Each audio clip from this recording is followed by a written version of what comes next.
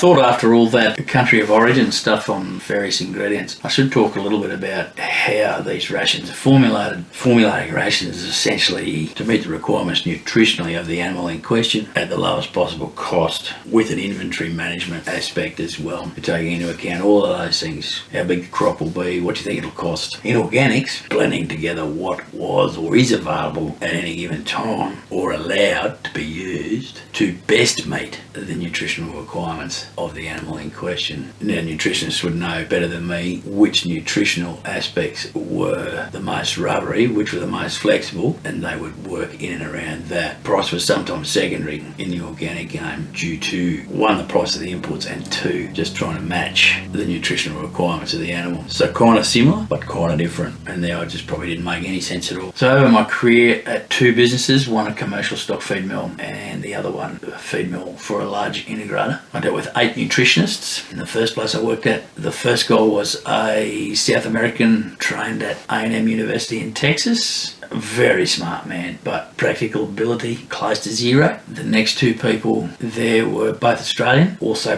practical ability almost zero, and didn't really want to learn. And there is some practical requirements in these feed milling games. So the next two guys I dealt with when I started at the big integrator, both from Australia, and the guy that was doing the poultry stuff, probably the best I've dealt with and the best I've seen. Why? Because he had to work while he was studying, and he worked in milling. So he had a really good handle on feed milling, what would work, what wouldn't work, and what would and wouldn't work for different enterprises. So he was exceptional. I think he retired maybe about 2017. Very smart man. Had the ability to talk using small words so that really dumb people like me could understand him. He made the most complex problems seem simple when we're talking nutrition. And I always knew when he retired we were going to miss him, but he just wanted to step away from that day-to-day stuff. I'm sure he's still doing nutrition, but his explanation to me was he just wanted to do what he wanted to do, so pick the eyes out of the job. And there were companies back then flying him first class around the world to lecture at symposiums and that sort of thing. So we replaced him with a South American, also a very smart man. He did his doctorate and what have we at the University of Tasmania. Very smart man, but I always had the feeling that stuff that he was promoting us to use was stuff that he was taking a percentage of. So I'm not sure why he left or whether we pushed him. The person that we replaced him with didn't even get to formulate a ration. The replacement was decided on, had nothing to do with me. This person visited our site, exclaimed a lot of excitement about she'd never seen production figures like it, and was dumped the week after. Didn't get to do a thing.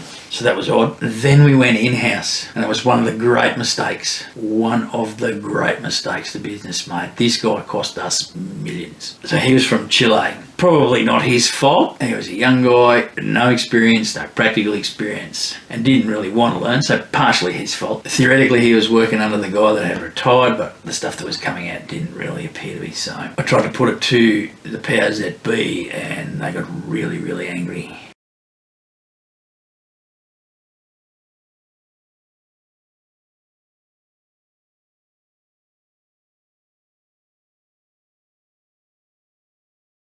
And then about a year later they fired this guy. Then they put on another consultant, and this guy is apparently the gunnest of the guns in Australia at the moment. I met him a couple of times while I was working out my notice. I would say that also lacks practical experience, but my belief is that his knowledge of how the internals of a chicken works and what works and how it works, probably now second to none. So he was from Iran. So now they come along and they'll have in their software, let's just call it the mid-lay age of the bird. So they'll have in there that you'll need a certain amount of protein, a certain amount of available lysine, run through the amino acids, certain calcium phosphorus ratio, a certain amount of fibre, a certain amount of energy. They'll then want to know what ingredients you have, and you'll run through a list of ingredients. And unfortunately, a lot of the nutritionists don't take into account, I might have 12% wheat. They just use a standard 10% wheat sorghum. So you also need to be quoting that to them, so they'll change that because there's money in protein. So you run through what you've got, he'll put all that in, and push a button, bang, you'll get a least cost ration based on that info. A few scenarios around that, you might have bought too much wheat at say $400 a tonne, and you want to use it quickly. So you might have 4,000 tonne at $400 a tonne, the price has come back to 200. So there's two ways of going about that. You'd either tell the machine that the price was 200 or you tell it you wanted to use 400 tonne a week. And then there was a mechanism for telling it the real price and getting the price of the ration as well. So there's that mechanism to burn up something that you don't necessarily want and you want to move to the cheaper version. The other thing that sometimes happens, and Harvacell, the tree fibre, cellulose fibre from ground up trees out of Germany, more often than not was late. Boats were late, inspection on the wharf was late, so you'd run out of that. So you'd need to go to the nutritionist and he'd botch something together that probably didn't meet the specs that were required on a fibre front, but something that would get the animals through until that stuff turned up. That didn't happen to us very often, but Harvacell was a big one. And of course there's certain things you just can't do without, synthetic lysines and stuff like that. So that software is backed by a huge database, years and years of study and testing to get the nutritional information for each individual ingredient. And there's lots more ingredients than I used in previous videos. There's always pressure from salespeople with different ingredients that are going to do wonderful things. And unfortunately, poultry management at the time wanted to try everything. It became a nightmare trying to sort through their fields of dreams. But that's a bit of basics on how a ration is formulated. And not only for poultry, you run through pigs, cattle, turkeys, ducks, whatever you're feeding, really. You'd go in and put in the specifications you need for each ration, for each age division, and the nutritionist would also have his own feelings based on his knowledge of genotypes, ingredients. Except for the first guy at the integrator, nutritionists seem to want to have a much bigger role in what goes on than they necessarily should. And the reason they shouldn't have is because they're not there every day. They don't understand at times it's your practical ability, and they don't understand your inventory levels, what you need to chew through, why you need to chew through it, what you might even want to back off.